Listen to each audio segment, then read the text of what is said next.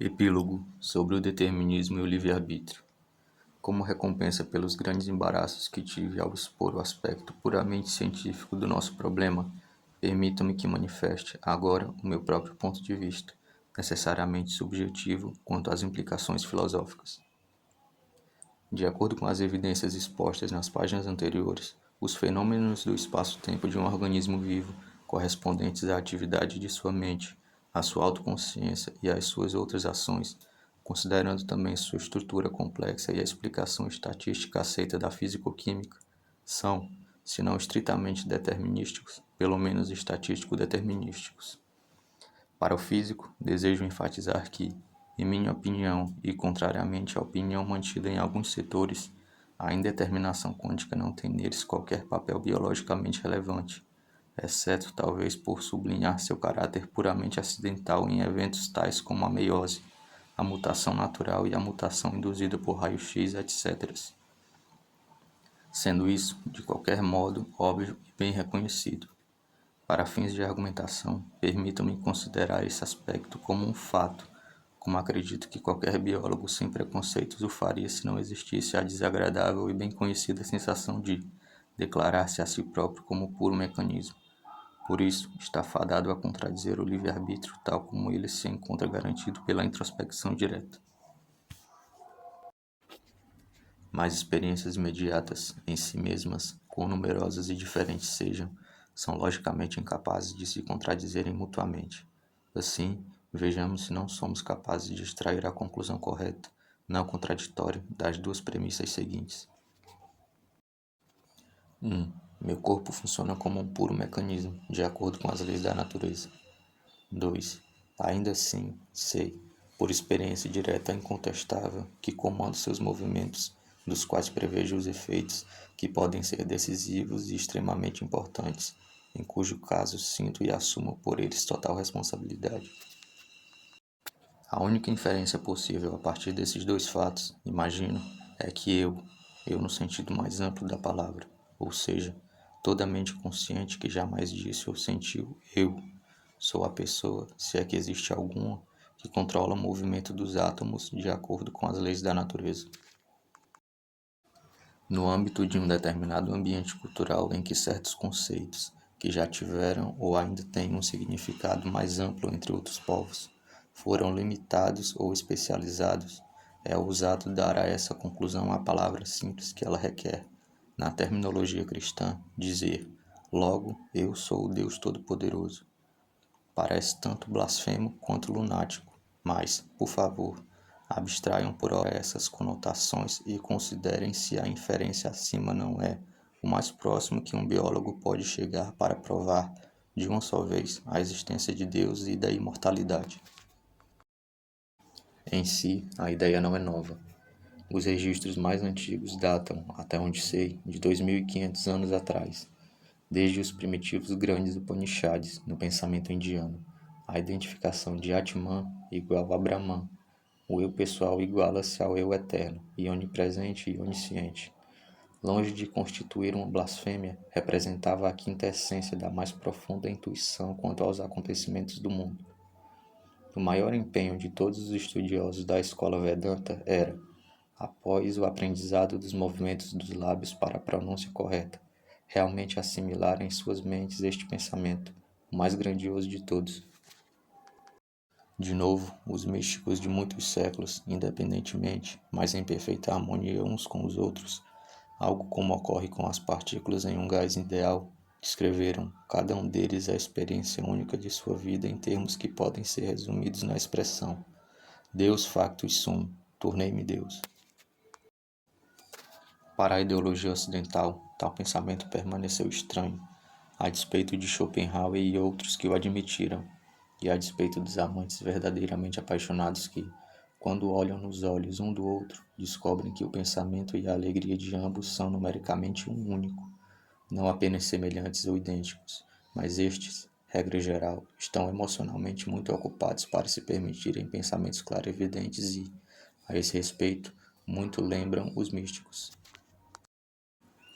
Permitam-me ainda mais alguns comentários. A consciência nunca é experimentada no plural, apenas no singular.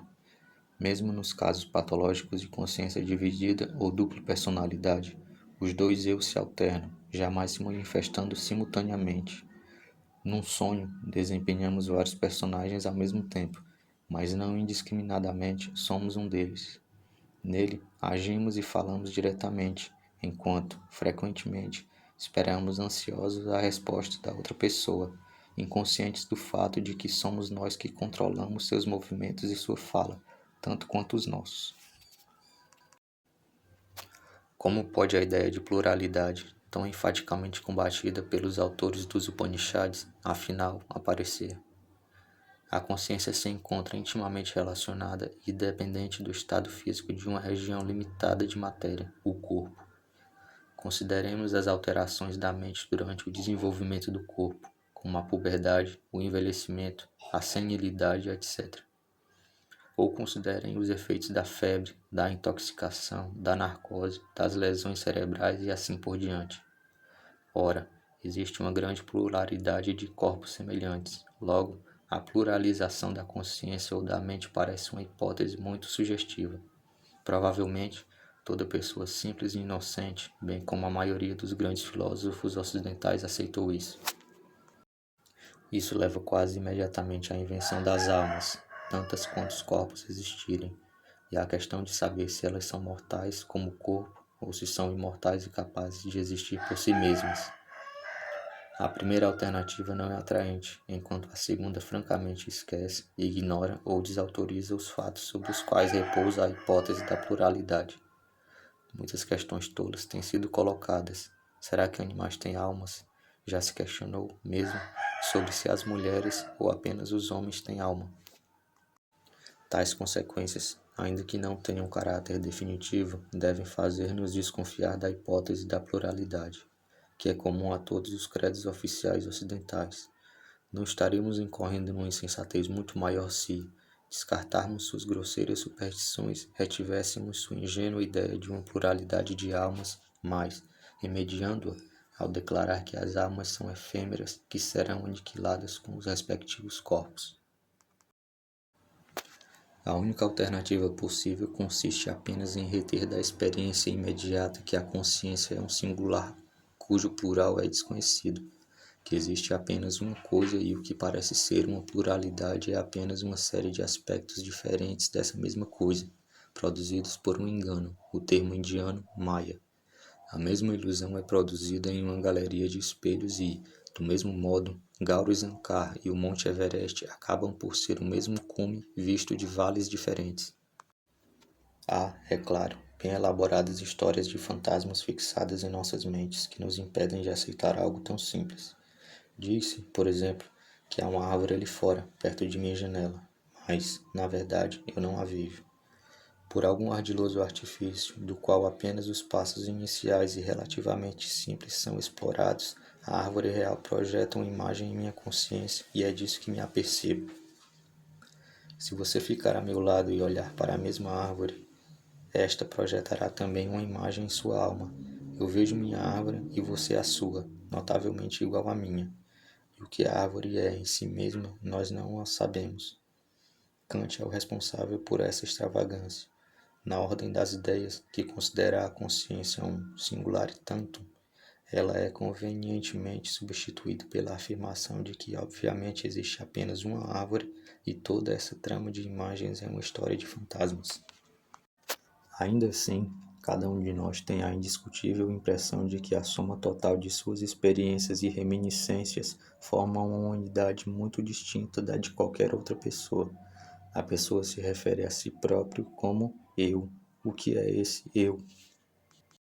Se analisar de perto, verá, penso, que ele é pouco mais que uma coleção de dados singulares, experiências e memórias, nomeadamente a tela sobre a qual eles são coletados, e verá, numa introspecção mais cuidadosa, que o que você realmente quer dizer por eu é essa base sobre a qual eles são coletados. Você pode ir para um país distante, perder o contato com seus amigos, tudo menos esquecê-los. Você adquire novos amigos e compartilha com eles sua vida tão intensamente quanto o fazia com os antigos.